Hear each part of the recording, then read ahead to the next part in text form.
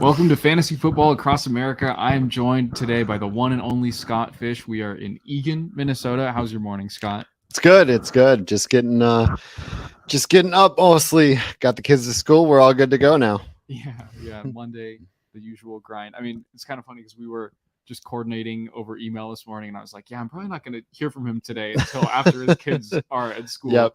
And everything worked out, though. We're here. Very happy to be here. What did you think of that Vikings game yesterday as a fan? It seemed like kind of it seems like the Vikings this season really is what it is.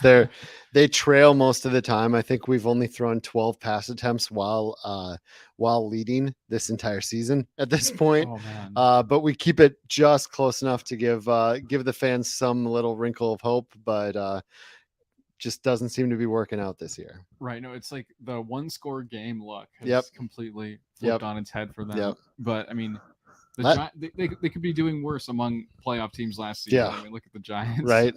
But oh man. Well, I mean, we're gonna have a whole lot of awesome stuff from Scott in this episode, but first we're gonna hear a quick word from one of our sponsors. Now, I know many of you are looking for a secret weapon for your Dynasty League, and I have it. It's called the Dynasty Dominator app. You go to the App Store, go to Google Play. It's right there. It's $5 to download, and then every year it's $5 to load the next incoming class of rookies. You can add Superflex, add tight end premium. It's incredible because it allows you to look up players. It allows you to vote on whether a player is a buy, hold, or sell, and then see the market sentiment on that player. And you can compare their lifetime value rating from PlayerProfiler to their Dynasty ADP at the FFPC, all in the price lookup tool. And beyond that, we have a trade analyzer, so you'll never lose another Dynasty trade again. And in our settings, you can set this is a win now team, this is a rebuilding team, and then we let you compare players. Look at their metrics side by side, prospect metrics, NFL metrics. It's all there. It's $5 in the App Store. There's some add-ons for Superflex and to buy the upcoming rookie class. Every year, you're going to spend $5 on this thing, and it's going to be well worth it. What happened there?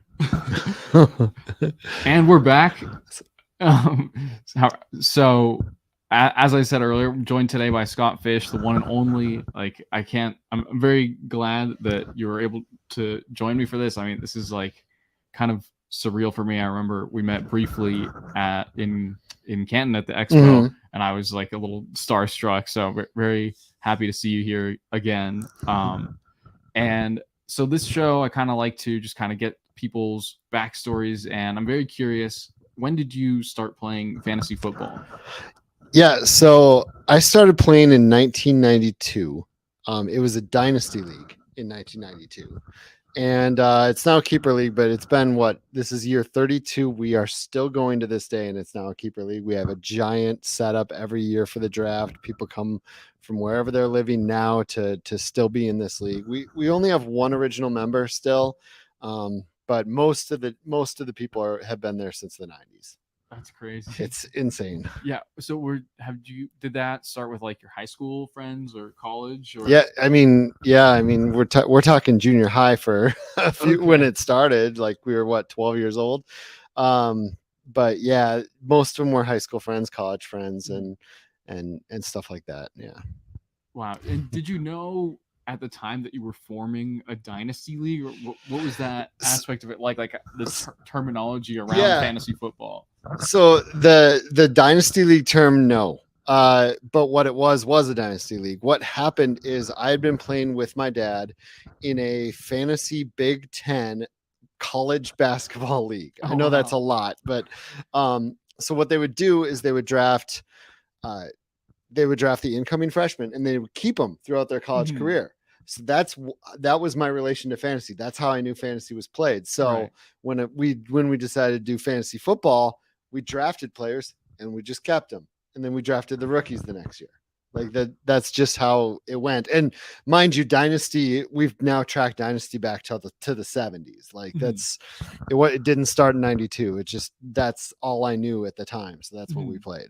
Right. And I mean, this is like, I guess, very early internet. So there was just like dynasty leagues cropping up around just organically, just like that, I guess was the state of fantasy at the time. Probably. I mean, most of the leagues I didn't even hear about other leagues for a little bit. I knew they existed, but it seems like most of them were just redraft, pen and paper, newspaper on Tuesday morning and Monday morning type of situations. But I'm sure there were lots of dynasty leagues. I started doing Devi in the 90s as well.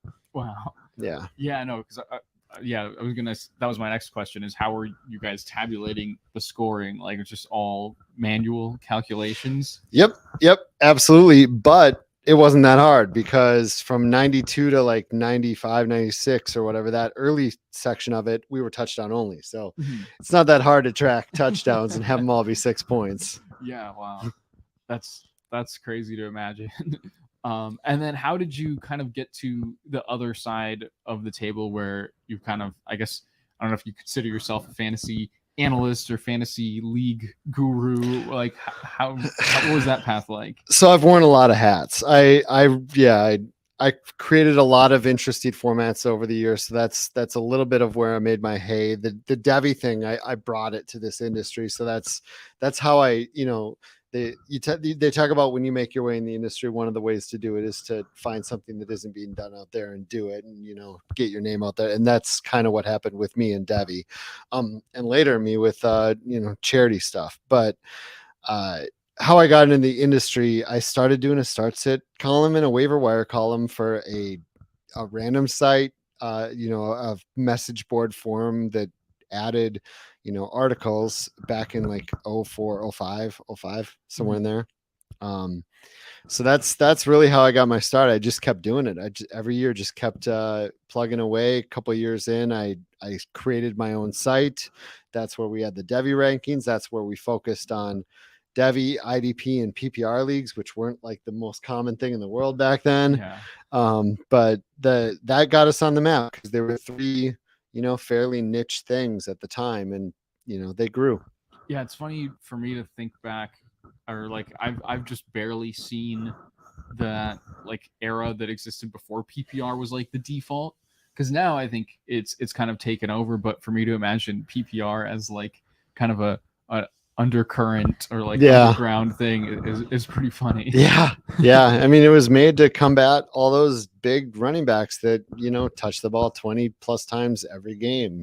Just to make the wide receivers more important. And then it kind of went the other way with the change of the NFL. Yeah, no, it is kind of funny to see how the workhorse running back is kind of a dying breed.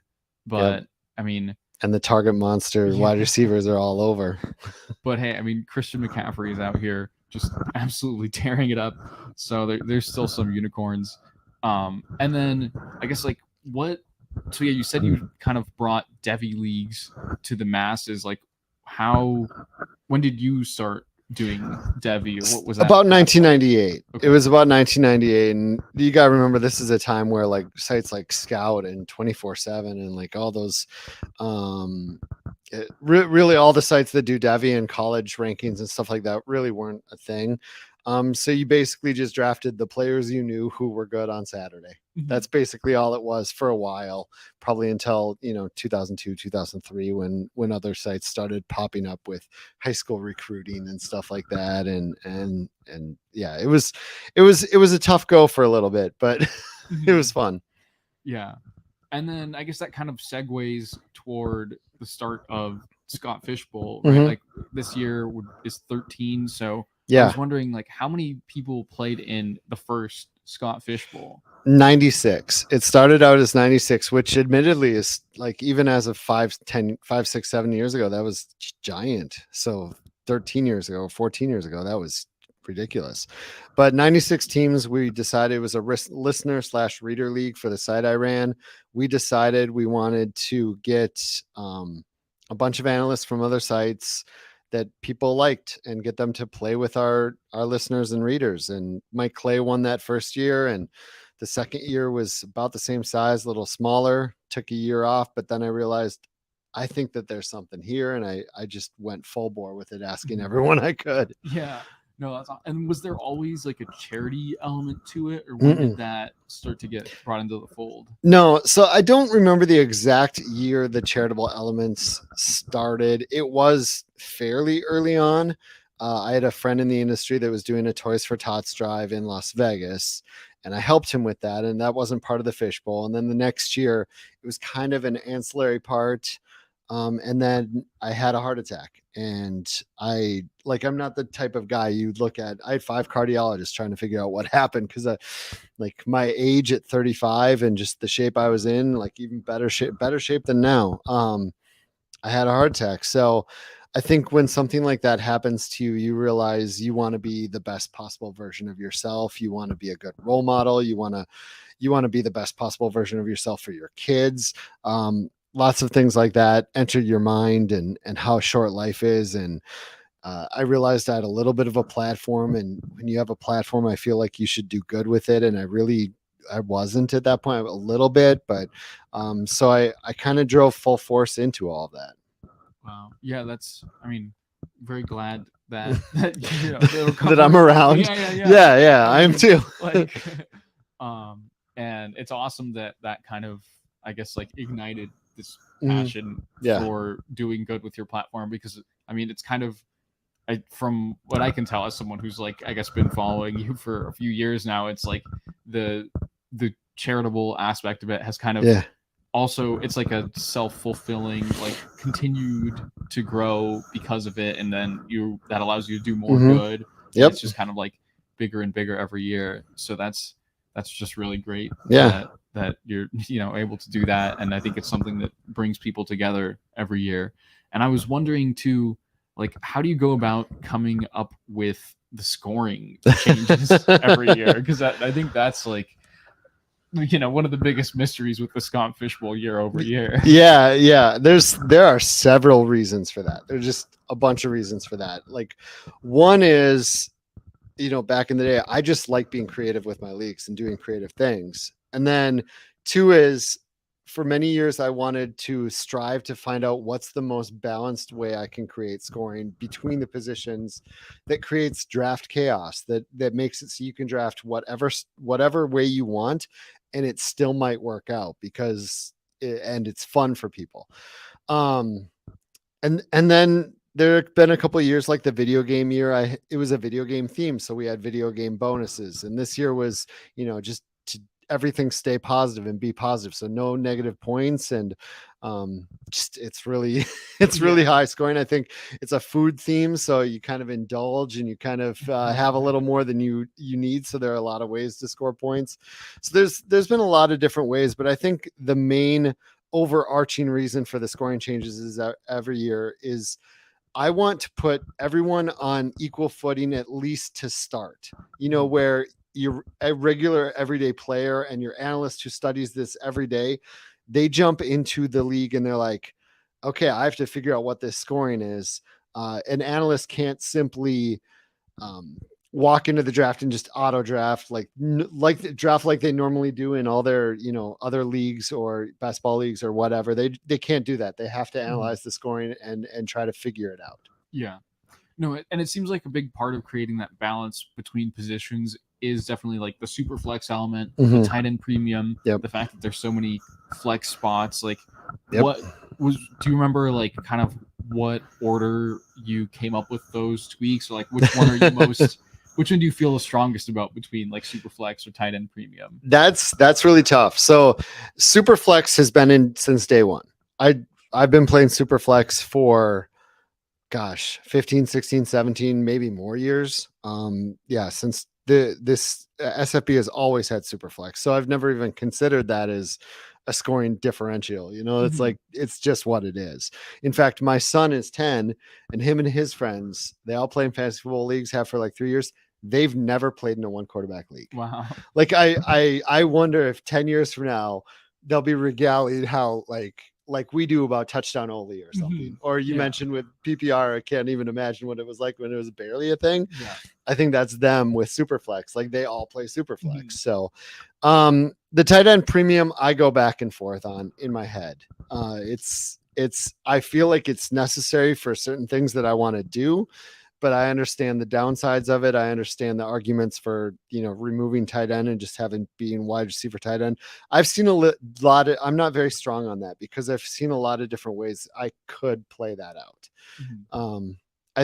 I'm not sure what I like the most, but the one thing I probably will usually stick with is the half point PPR, half point per first down. This year it's 1-1, but getting first downs in there somewhere, it's an important part of the game. So I like having it be an important part of my scorings. Yeah, no, and I think it helps balance out like a pass caught behind the line of scrimmage is not the same as a pass caught 10 yards down the field, Yeah. and PPR Yep. doesn't capture that Yep. in and of itself, which totally, I think, yeah, bringing points per first down kind of more to the masses is, I think, something you deserve maybe a little credit for too. That's another point of SFB is to try to do that, like with third round reversal, even though it'd been around for a decade, for points per first down, try to bring something to the general public that normally wouldn't be there, make them realize, hey, I can bring this to my league if you like it. Yeah, third round reversal is really cool too. And I was thinking too about super flex leagues, like it makes quarterback the most important position in fantasy, just like it is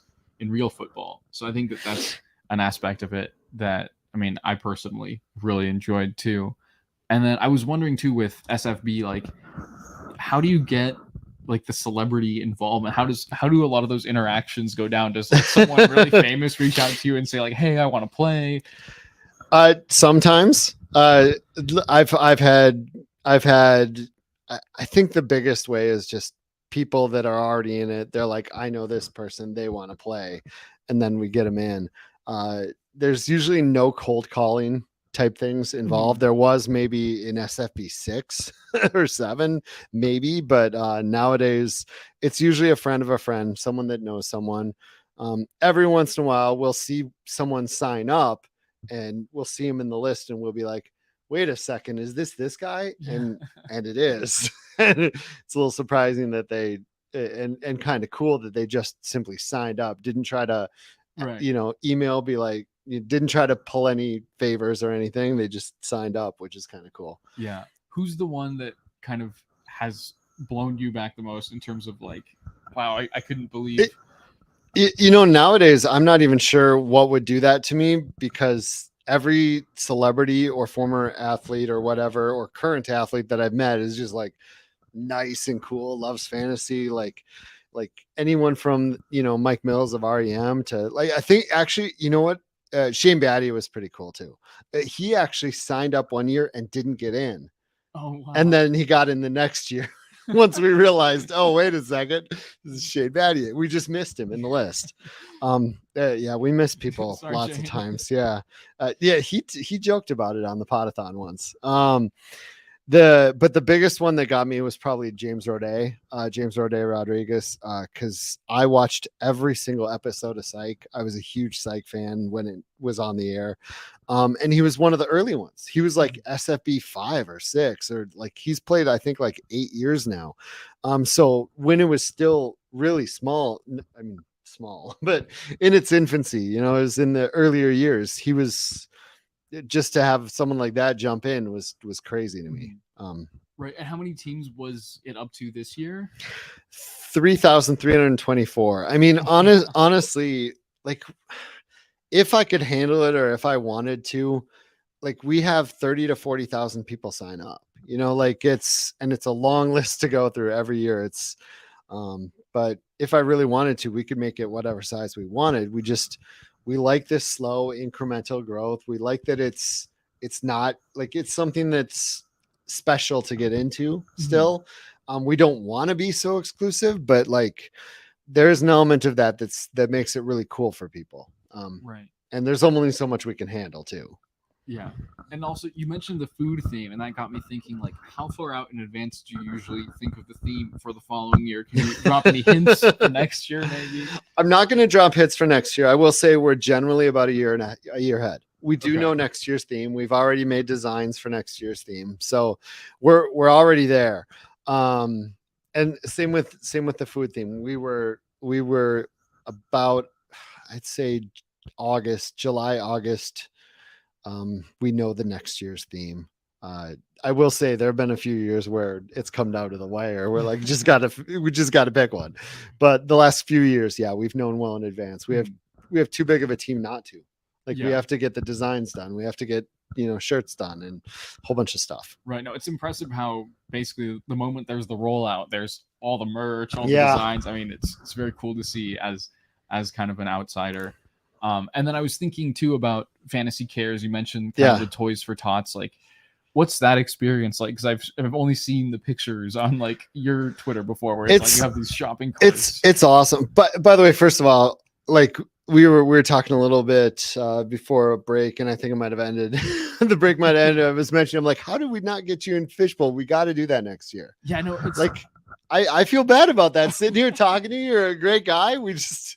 Man, I feel terrible, man. No, I think it was like a little technical mishap because I was in 12, and then this year I think Matt gave you my work email address, and I had been signed up with my personal. Okay. So I just kind of didn't want to like.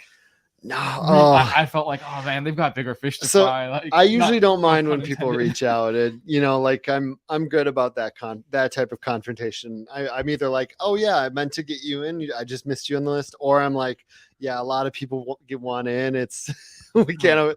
I'm pretty good about it most of the time, but I feel bad, man. I'm sorry. No, I mean, even just getting to play in it last year, it was very surreal for me. So I guess I'll be ready for Fishbowl 14. Yeah, we'll make that happen. But as to your question, the toy shopping, it's amazing. In the early years, it was me and my wife and just my oldest kid, and it was a good way to like teach him how to do something good, and to do something good for other people, and make this part of your part of who you are in your everyday life. And then for a few years we had so much money that we were having friends and friends of friends and stuff help out, and now we've gotten to the point where it's 7, 8, 9, 10 different shopping trips all over the country. I think this year it might be closer to 20 shopping trips all over the country in different areas. It's just truly wonderful. The stores love every minute of it, not because they're getting a lot of money for the toys. They actually just love the spirit of it, and fellow shoppers see it and they love the spirit of it. And it's just a wonderful thing that we're able to experience and do, because I know that a lot of the stuff we buy, like, are things that Toys for Tots probably normally doesn't get. Like one year we were able to buy a bunch of Switches and Xbox and PlayStations and stuff for a children's cancer ward. Like doing stuff like that. It's so good to be able to bring some joy to kids that might not otherwise get it. Right. No. And I mean, it must make you feel a little bit like Santa Claus, right? I guess a little bit. I can see that, but I'm always going to refer back to, like, I'm the point man on that. I'm organizing all this, but it's really the fantasy community that does this, right? Like it's all of us banding together to do good together. I get my role is a little more hands-on on that sense, but every person that donates, every person that spreads the word, the fantasy community just supporting this whole event and FantasyCares in general. It's all of us that are doing this for these kids and for all the charities we support. Right. Yeah, it's awesome. I mean, I think it's kind of like you helped like bring out the goodwill that is already there amongst the community. I love seeing, like, before there was a day when charity leagues were not a thing in the fantasy charity tournaments. They're just all over now. I love it. Yeah, love to see it. Right. Yeah. No, that's especially cool too, to see kind of like other ones cropping up. Yep. And I was gonna say too, I think you mentioned your older son a couple times, and as like I think I speak for a lot of your followers, like I think one of the coolest things to see has been kind of like your tweets about like getting him into fantasy. Oh man, getting, like just coaching him leagues. Like I think that's like one of the most wholesome things on fantasy good Twitter. Thank you, man. It's fun. He's good at fantasy too, so it's there are a lot of times he knows a little bit more than me on some things. He's really up on it, which is, it's very fun to see. He wasn't that type of kid for a long time. He was very artsy, putting on plays, very creative, and it's flipped at age 7 for some reason. I don't know why. I would have been happy with either, but very supportive of either. But yeah, it's fun having a little fantasy buddy, I guess. Yeah. How's he doing in his leagues this year? Terrible. He's doing like this is his 3rd year playing. He's never finished worse than 2nd Like wow. he's won his league or came in second in everyone. In SFB, he was second in his division and made the semifinals last year. Yeah, he's always been good. This is easily his worst year. He's first place in one league, middle of the pack in another, and in SFB he is. Both of our teams are terrible this year. Wow. Yeah, I mean, he's learning the hard way, I guess. Yeah. You can't be Yeah. good every year. That's It's- just the nature of fantasy. Yeah, it's fun watching a kid go through his first Monday night, fails where the player doesn't score enough and his first blowouts. Yeah, it's great. Yeah. No, that's like I said, it's truly awesome to see. I'm sure it's really cool to experience on your end too. And then we'll talk a little bit about week 5 as well. Like what was your number one takeaway from yesterday, just across the board? Wow. I think the number. I don't know what the number one takeaway is, but tight ends were interesting yesterday. In that a lot of we were very much dead on the position for a few weeks, and a lot of specific players like Dallas Goedert and Kyle Pitts and Darren Waller and then they all showed up in 1 week, and now it gives us hope for the future. And we'll see if it keeps going. But George Kittle giant week too, Right. just a huge week for tight ends. But there's a few concerns in there this week. There's a few. Is it for real? I think we now have figured out that maybe the Bengals are back. Maybe Joe Burrow is finally over that calf injury that wasn't allowing him to plant and throw downfield. Devon Achane Devon Achane. It's Right. going to be tough to get used to. Yeah. me I've too. called him Achane for so long. He's definitely for real. Is Jaleel McLaughlin for real? Mhm. There's a lot of questions. Yeah, no, for sure. And then I think too, one of the things that I noticed the most yesterday was just that was crazy, the beating that the Niners put on The Cowboys. Yeah. I mean, do you think they're your Super Bowl favorites right now? I think they got to be. If Purdy plays like that, what was he, 17 for 24 with 270 yards and 4 touchdowns, but so many of the throws were so pretty. They weren't Shanahan schemed. They were just perfect like that. There's a back shoulder on the left sideline. There was one right in between 4 Cowboys right in the middle of the field that I'm like, that's a throw. That's not scheme. That's a throw.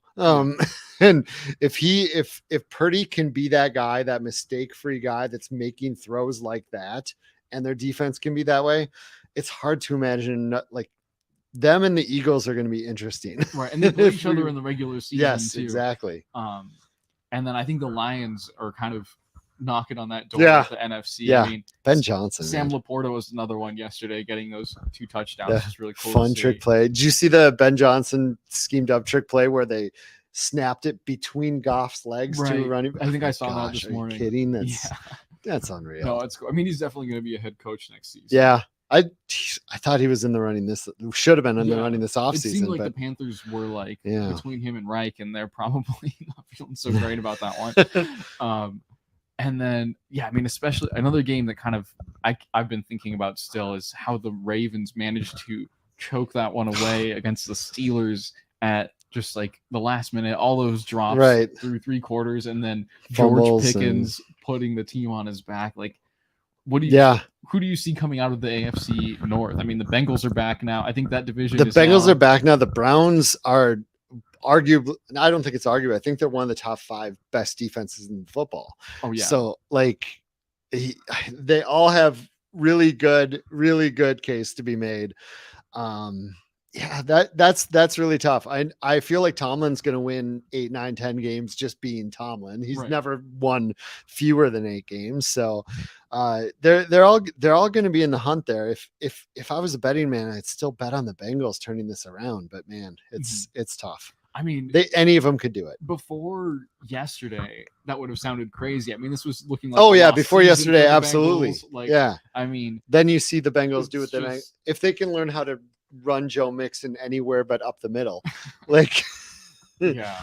or at least do some kind of outside runs with other players or anything. Yeah, I mean, we knew that Jamar Chase without T. Higgins had the potential to elevate his ceiling, but what he did yesterday was truly Unreal. Yeah, unreal is the perfect word for it.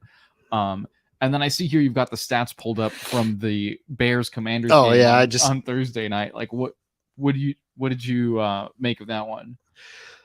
Yeah, so Justin Fields looks like they've figured out how to do Justin Fields finally. He looked like he's making some better throws, but most importantly, more designed runs, which they badly needed the last 2 games. They really started to work Justin Fields more into the running game. I believe he had double-digit rush attempts both of the last 2 games, if I'm thinking correctly. Obviously, it's right there, so they did last game. But yeah, I honestly thought the Commanders would do a lot better though. That's my big takeaway. I thought the Commanders were probably going to win that game, and now I'm looking at that Vikings Bears game next week, and I'm like, is this 1-6, 1-5 next week? Yeah. No, I mean, like, I guess as a Vikings fan, are you on the like tanking train? Like, where do you see things? Like, or are you hoping to see? I would love to get Caleb Williams. I'd love to look at, Drake May or Penix or Bo Nix or whatever. Any of them. Yeah, I would love a top quarterback next year, right? Mm-hmm. But I think this team has been competitive in every game, even though they've been losing for most games. They've been competitive, and they've been competitive with Justin Herbert and Jalen Hurts and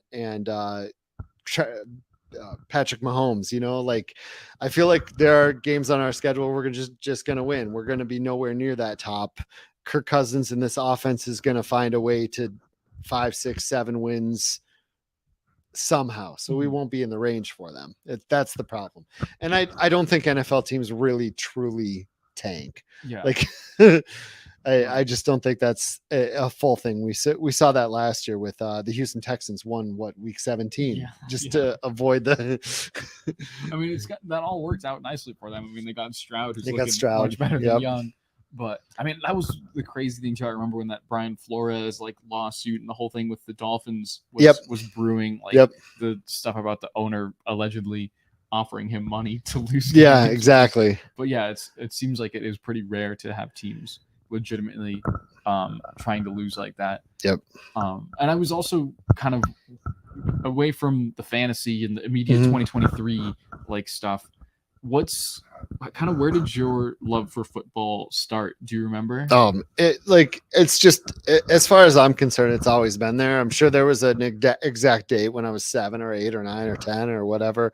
I very fondly remember some of those late 80s Vikings teams going to the playoffs, losing the 49ers and stuff like that. But it's been a long time coming. I've just always been a Vikings fan, just always been a sports fan. I think my new favorite memories are just, the ones I'm shaping with Ian going to games and whatnot. We've gotten to see a couple of good games, but no, my fanhood's just always been there as far as I can remember. Maybe I'm old enough that I can't remember back far enough or something. Yeah, no, that was my next question is naming your top football moment or memory that you've been a part of. Yeah, so I'm gonna have to say it was last year with Ian, the Jets game that the Vikings won it on the last play, with Braxton Berrios dropped, like a back and forth game. Like it's been fun watching. I watched the Rams. What was it? The Rams Chiefs game? Was that the 54-51 game? I watched that on TV with my son. I watched, the Bills come back last year with my son, the Colts come back last year, but most of them are kid related now. I've gone to a few games. I went to there was a game where Chris Dishman had the ball bounce off him and the Packers caught it, scored a touchdown to win. I was there. There was a Ravens game. There was a come from behind victory. A lot of fun ones, but nowadays it's really about my kids. And I know that's weird, but maybe it's not weird. I'm just very family oriented now, No, that makes sense. I mean, that's really, and I think as a kid being a Vikings fan last season, that was probably the most entertaining team to root for in the regular season. I mean, like you said, a lot of close 33-0. Yep. With the Colts come back, that Bills game, I remember watching very vividly. And it's funny that you mentioned the 54-51 game, because I was actually lucky enough to be at the Coliseum for that one. It was while I was still at USC, and that game got moved from Mexico City to the Coliseum at the last minute. And I told my friend, like, we have to go to this game. Like, Right. the Chiefs and the Rams were both really good that year. Ended up being historic. So that was, that's, I mean, I can imagine that's a game that if you're watching on TV with your kid, like, that's just. In fact, he had gone to bed. He was too young. I went downstairs and got him back up and brought him upstairs. That's so cool. Yeah. Yeah. No, I mean, that's just like you'd be on your feet that whole game. Yep. Even Pretty much just at home on TV. Yep.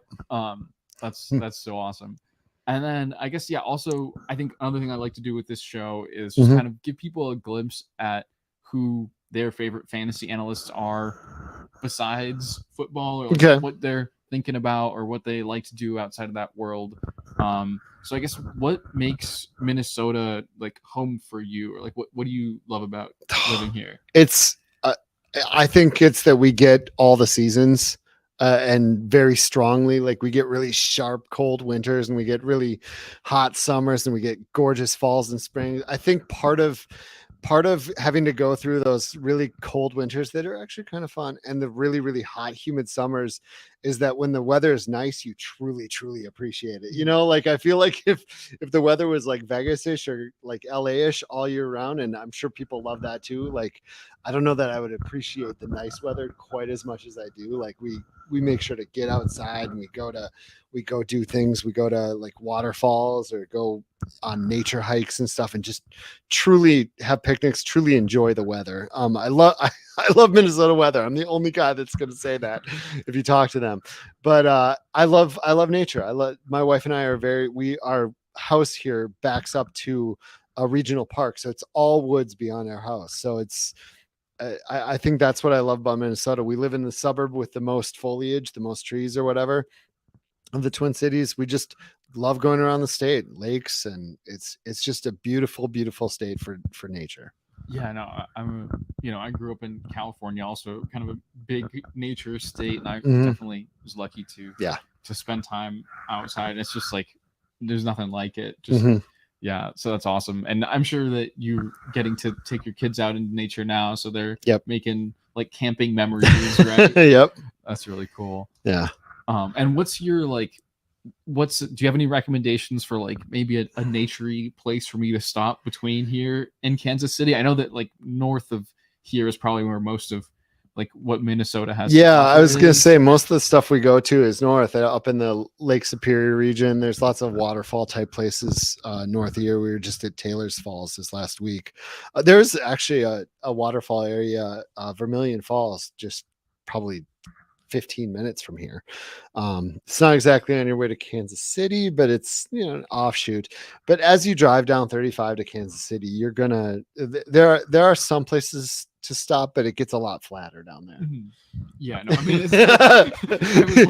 you'll notice it's just Iowa, like straight. Yeah, you'll notice it get a little bit flat as you go south. Right, once you're past the river valley, it's that's fine.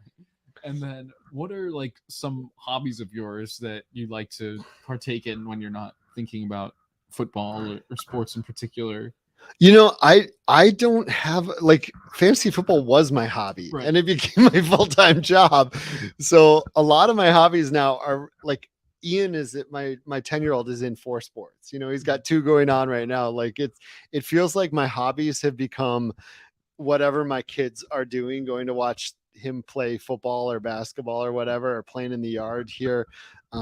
But I think I just kind of mentioned it, like going on little mini trips to different areas of Minnesota and just enjoying a couple days away. That's more my hobbies. As far as, a little bit of video games, I guess, a little bit of Zelda, I guess. But other than that, it's mostly just fantasy football and family. That's awesome. Yeah, no, I mean, that's like the dream. It's funny because I've been thinking about that a lot too with fantasy football, literally going from hobby to job, and it's like, oh man, do I need new hobbies now? Yeah. So I feel that. And then do you have any like? I'm curious. I'm like I think I mentioned to you. I've been listening to a lot of audiobooks while I've been driving. Like, do you have a book that comes to mind as like, I don't know, just something that's kind of changed your outlook or that you would recommend in general? I will say I don't read as much as I used to, and when I did, it was mostly fiction. It was not as much. It was more not. I wouldn't say fantasy fiction, but the normal books you would expect. Anything from like Hunger Games to like when I was younger, the Percy Jackson books or the Harry Potter books or like that's the stuff I read. Doesn't really change my outlook on how I go about my life though, really. So like and I am not a big reader anymore. I'm just not. I wish I was, but audiobooks, I could get into that though. If I was on the road, going from city to city, that sounds like a fun time. I get into podcasts like that at times, but it's been a while. Been a while. Do you have a favorite podcast? So when I used to work overnights before I was a full-time guy, I listened to all of those, from the crime towns to the serial to like stuff like that. A lot of those types of podcasts. I don't know what's out there anymore. It's all fantasy football podcasts and hanging out with my family. It sounds so boring. People are like, "Oh man, your life is just fantasy football and family," but it's what it is. That's the dream. Yeah. Well, I think that is going to do it for today's episode. Do you want to let people know where they can find you? Anything you want to put the word out about? Yeah, I mean, sure. Scottfish24 is where you can find me on literally any of the social medias. That's almost always me, is Scottfish24. FantasyCares.org. If you feel like adding a charitable element to your league, taking one entry fee from your league and giving it to charity, that's a great one. I honestly give it anywhere. That's what this has been all about. Just do good with this hobby of ours. But if you want to, FantasyCares.org. We a national corporate sponsor of Toys for Tots. We're a 501c3, so it's tax deductible. But we do give to a lot of different great, awesome charities that are listed on the site as well. And that's pretty much it. Yeah. No, that's awesome. Thanks so much for Thank joining you. me. This was a lot of fun. And make sure you guys tune in for the next episode of Fantasy Football Across America. Hey, I want to take a moment to thank you for tuning in. It's important to me that all of our media be free. This is only possible because of you allowing a true independent sports media enterprise to thrive unlike any other in the business. So please subscribe to the All In Package to continue to make all of this possible, to ensure that all of our stats, information, data, content is available to you, especially you, the people that get the site and get the show.